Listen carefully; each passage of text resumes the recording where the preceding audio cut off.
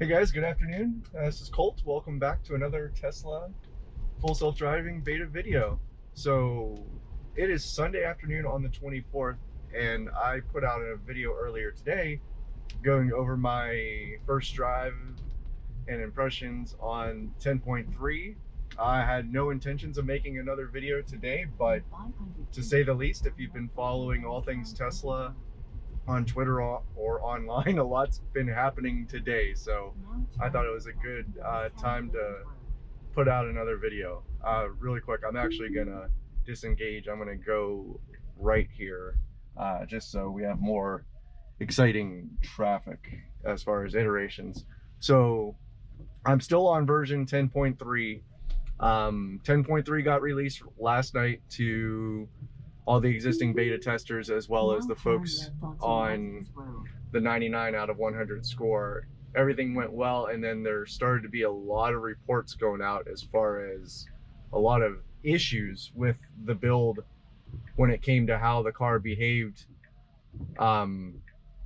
People were not able to even access the full self-driving. There were reports of phantom collision warnings going off, people unable to access traffic assisted cruise control. I don't know the whole scope or severity of what was going on.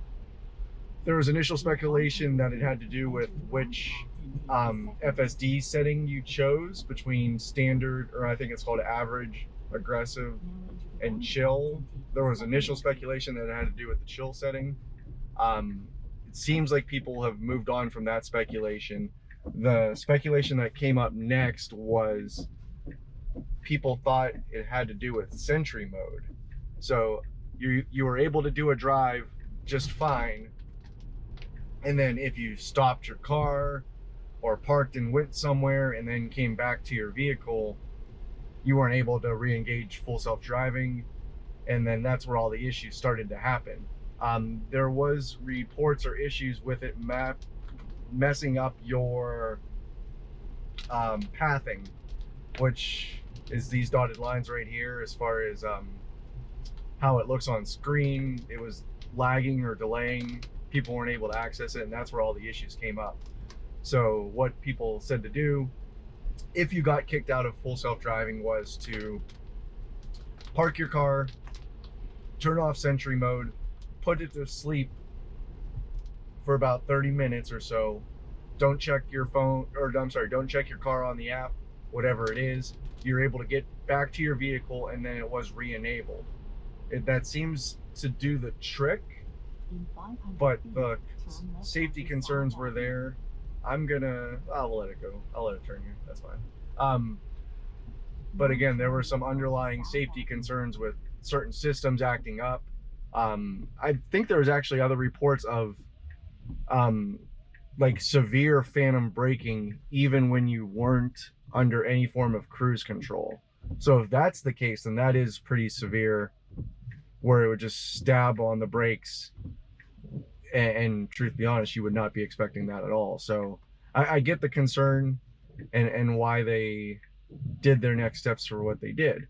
So what they did, I can't remember the exact timeline. Elon basically said, we're aware of the issue, we're working on it. That was in a tweet. Oh, let's see here. Okay, I still got it. Okay, that was weird. I don't know why I didn't take that turn. I don't know if it was because of rain or otherwise. Back to what I was saying. So Elon made a tweet saying basically, we acknowledge what's going on, we're working on it. Maybe 15-20 minutes later, an update got pushed to all the beta users' cars with a new update. So currently the beta users, myself included, are on 36.5.2, which is 10.3. Version got pushed to the car, which was 36.5.1, which people initially thought, oh great, they already fixed it, they patched it, here it is. What came to discover, it was a revert back to a previous build. So basically going from .2 to .1 is a reversion in the build order.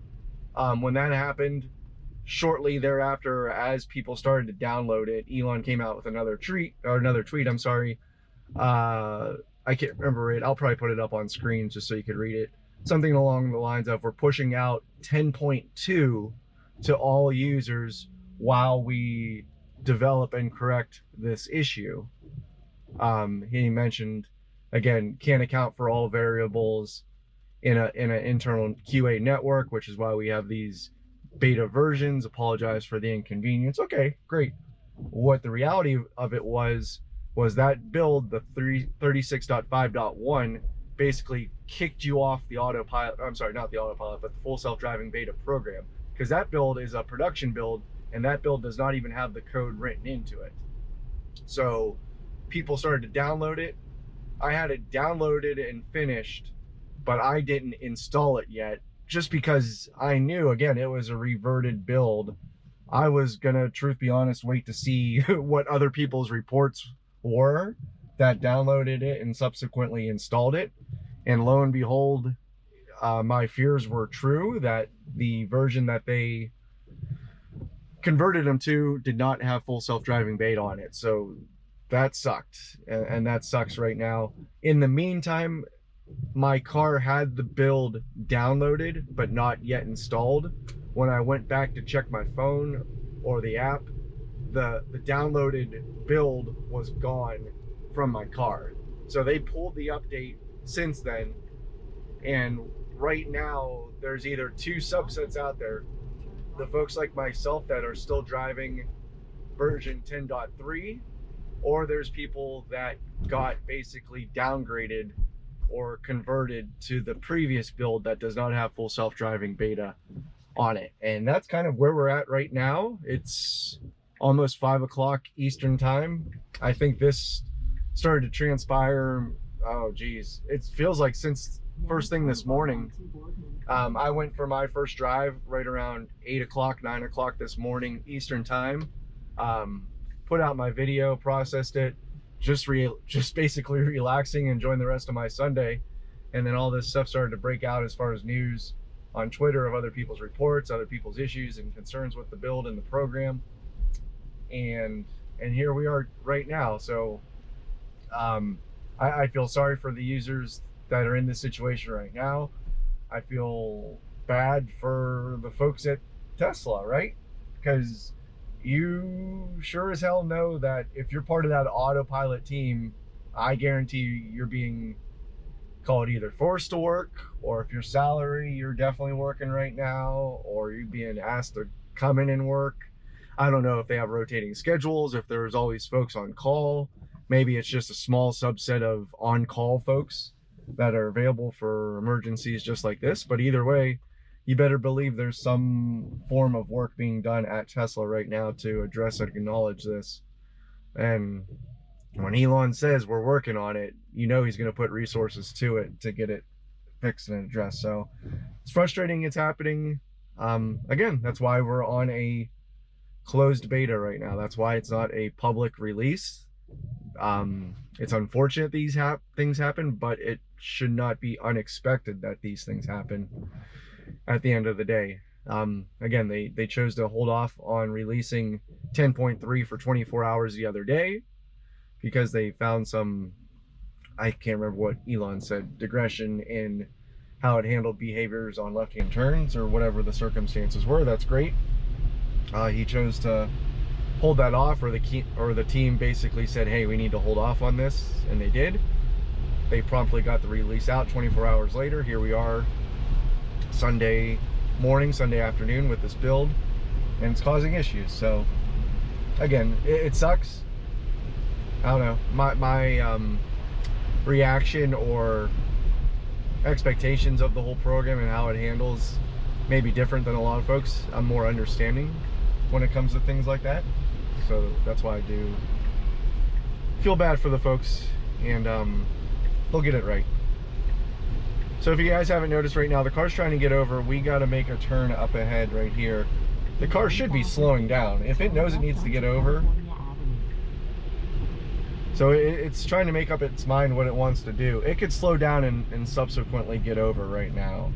I do need a turn up ahead. I have one more light, and then I got to turn left.